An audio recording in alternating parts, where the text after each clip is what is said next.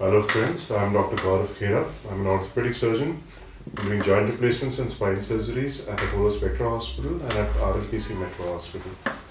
Now today I would be talking about lumbar degenerative disc disease. Sounds really big, but it's not as complicated as it sounds. This is basically what you people commonly know as a disc disease.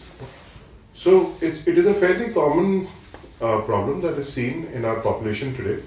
In fact, about 30 to 40% of the patients who have come to our OPD with low back pains do have a disc problem, very commonly seen after 40 years of age, and the incidence increases as we go up to about 60, 70 years of age. The other etiological factors which are associated with this is, first of all, most common is smoking. Second is mild to moderate trauma. Third is people who commonly lift very heavy weights. Fourth is obesity, especially central obesity, that is if you have a very heavy waistline. Now, what is lumbar degenerative disc disease?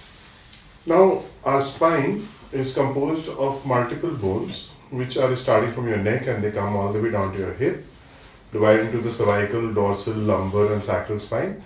And in between these bones, there are these small pieces of disc which act as cushions for when your body walks. They just give a shocker.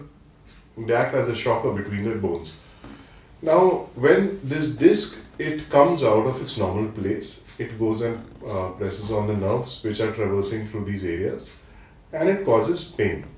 This is what happens in the disc disease. Basically, your patient will come as low back pain, and the pain will be going down to the hip, and it will also be coming down to the legs. Some people complain that as they walk, the pain increases. They also complain of tingling numbness. They complain that certain fingers, the toes are feeling numb. And these are the common symptoms which are being seen.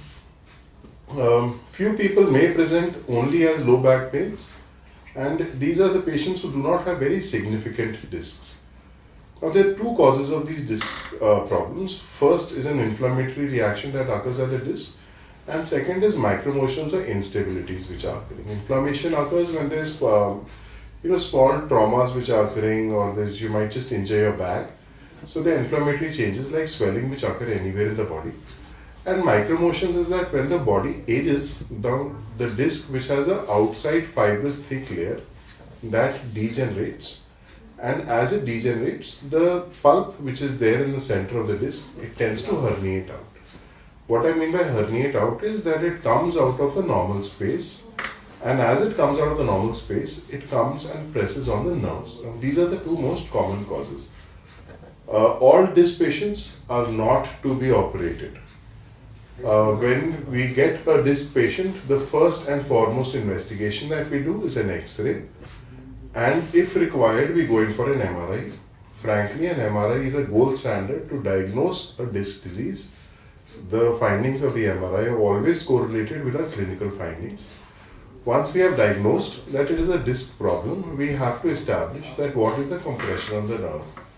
If the nerve compression is a lot, and if we think that we cannot do anything other than a surgery, then we take the patient for a surgery. If not, we take the patient for physiotherapy, lifestyle changes, and few medications. These medications may carry on for weeks to a few months, but the exercises have to be carried on regularly. Lifestyle changes such as weight loss, stoppage of smoking is very important, and if you can achieve these, then your problems are very easily solved.